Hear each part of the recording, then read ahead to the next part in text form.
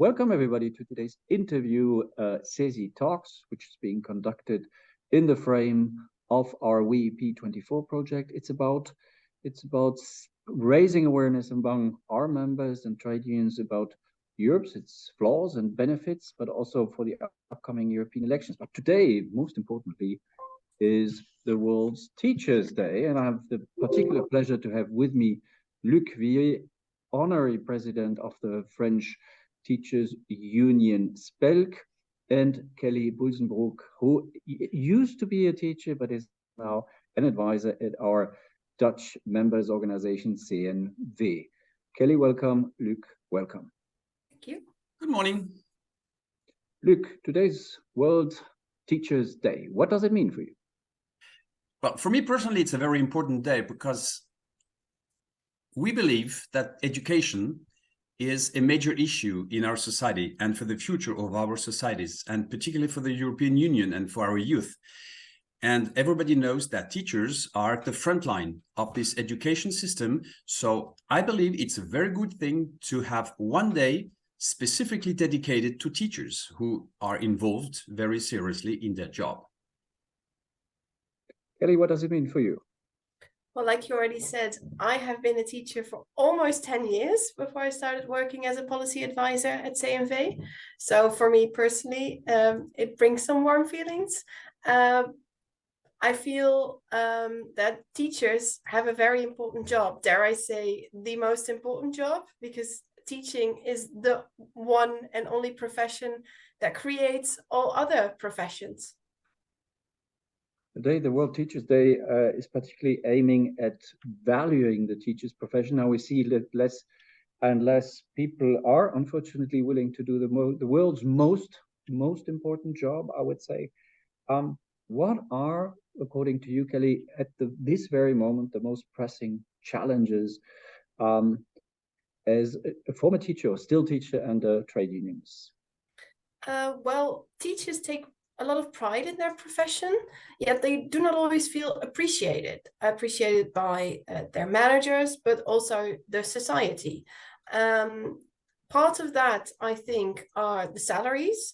We are trade unions, after all.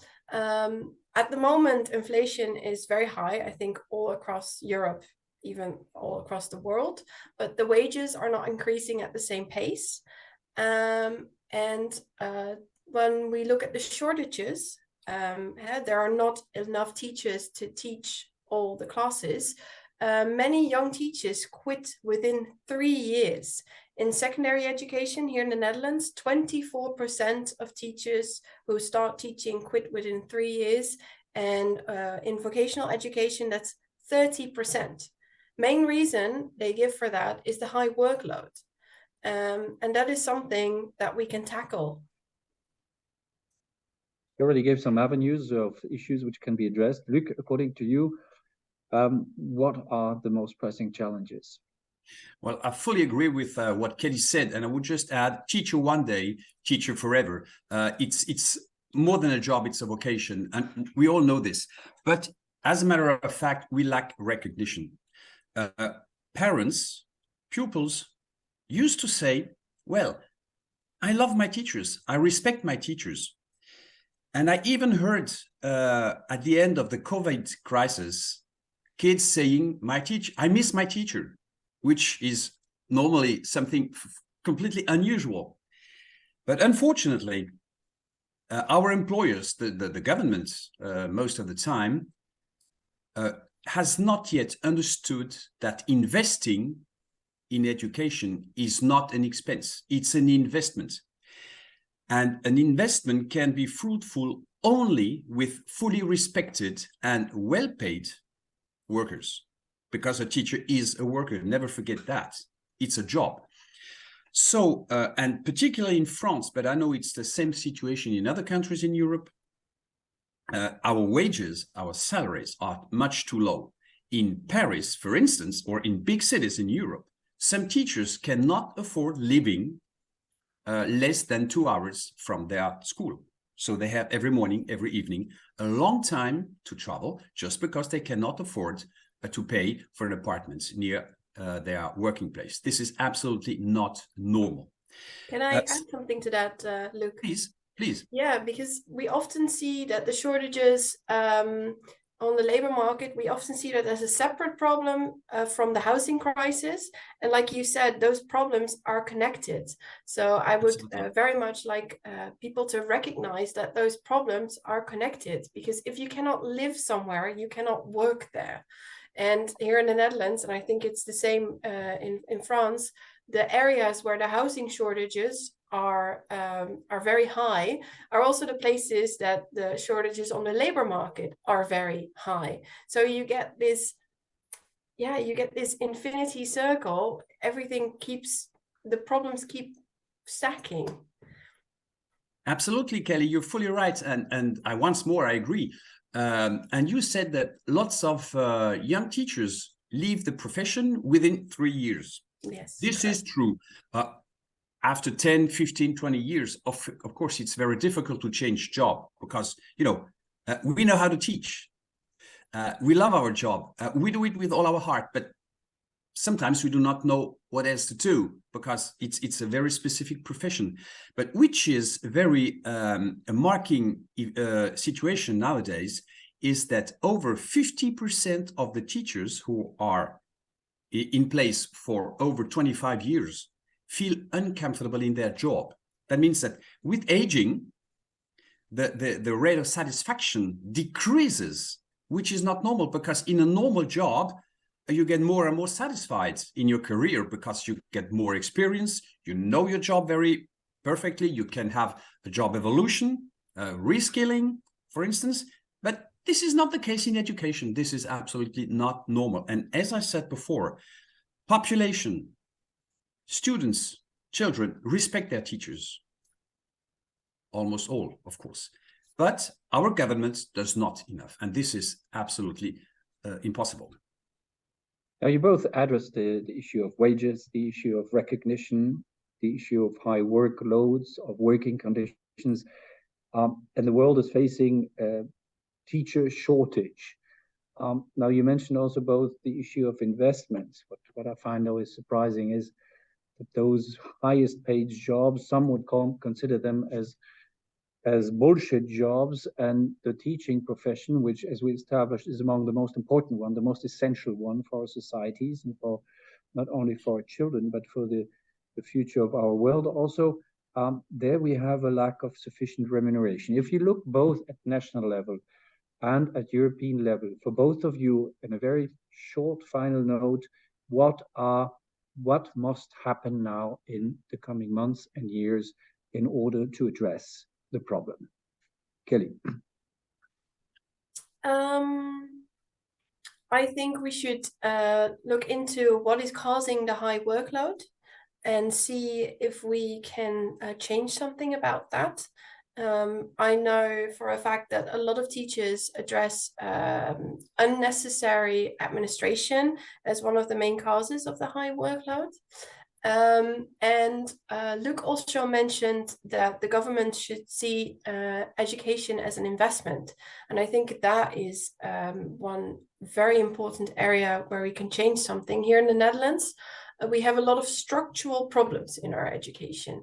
So the quality of our education, because of the shortages and other problems, is going down. But something else very simple, the school buildings. During the COVID-19 crisis, we realized that some of the school buildings are not quality-wise up to the level we'd like them to be. And to solve those structural problems, you need structural amounts of money and not subsidies for a lucky few schools. And that is something we keep seeing here in the Netherlands, that our government gives out subsidies and a few schools can apply for this. But sometimes there are problems that all schools face. So all schools need money to solve that problem. Look, Kelly mentioned it, structural investments. What do you say to young persons who would like to become a teacher now? You're retired. What are you saying to young colleagues? I have lots of things to say, but I'm a teacher. Teachers love speaking. What I would say, don't be afraid. Please, it's a very beautiful job. It's a fantastic job. Okay, your wages won't be extraordinary.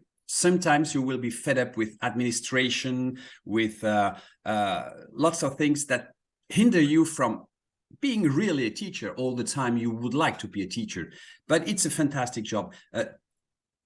You know, I don't want to say we are the best and the only ones, but it's a fantastic job, which is absolutely necessary for the future of our societies, for our young people, and even for their families. I'm working very hard on the European space of education, because it's something very challenging. And I think they have understood the message, but they don't take yet the means to achieve this challenge. I will take just one example: the riots in France in beginning of July this year. How old were 20% of these people? Under 18. They were teenagers.